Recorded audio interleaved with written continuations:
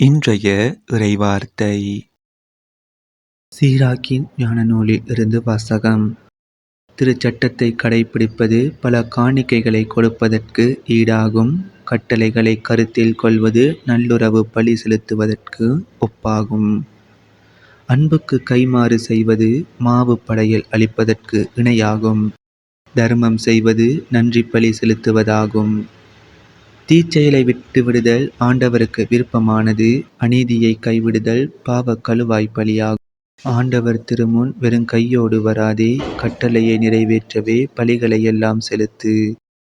நீதிமான்கள் காணிக்கைகளை செலுத்தும் போது பலிபீடத்தில் கொழுப்பு வழிந்தோட உன்னத இறைவன் திருமுன் நறுமணம் எழுகிறது.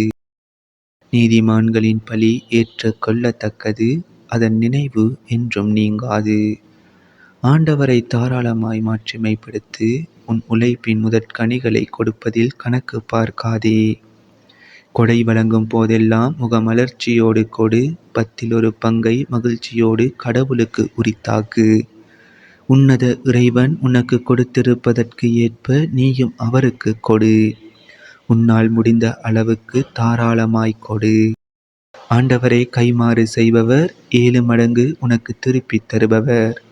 ஆண்டவருக்கு கையூட்டு கொடுக்க எண்ணாதே, அவர் அதை ஏற்க மாட்டார். அநீத பலியில் நம்பிக்கை வைக்காதே.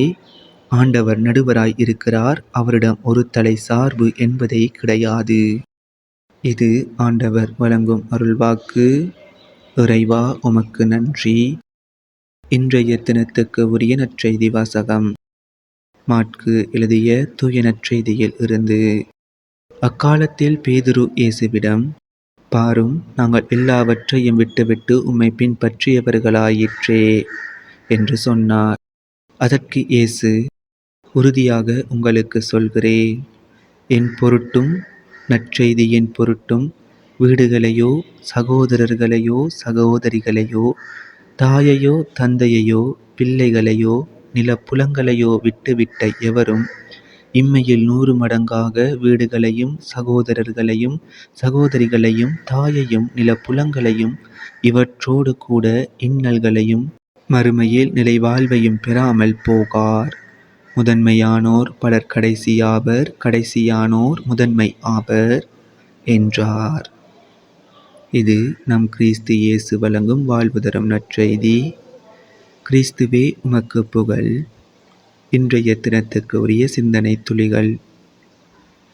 இலவசம், பன்மடங்கு ஆதாயம் என்ற விளம்பரங்களை நம்பி பலரும் ஏமாந்து போவது வாடிக்கையான ஒரு காரியமாக இருப்பதை நாம் பார்க்கிறோம்.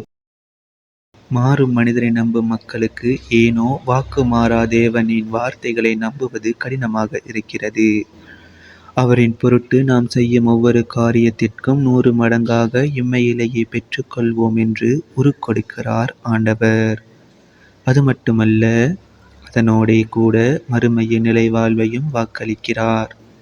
இவற்றிற்கு இடையில் இன்னல்களும் உண்டு என்பதையும் மறைக்காமல் தெளிவுபடுத்துகிறார்.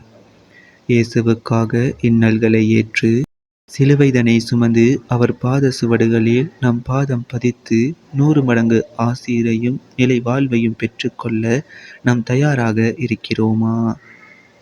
இதுவே இறைவனுக்கு ஏற்ற காணிக்கை. இந்த காணிக்கையை இறைவனுக்கு செலுத்தும் மன உறுதியுடன் தவக்காலத்தில் நாளை அடி எடுத்து வைப்போம்.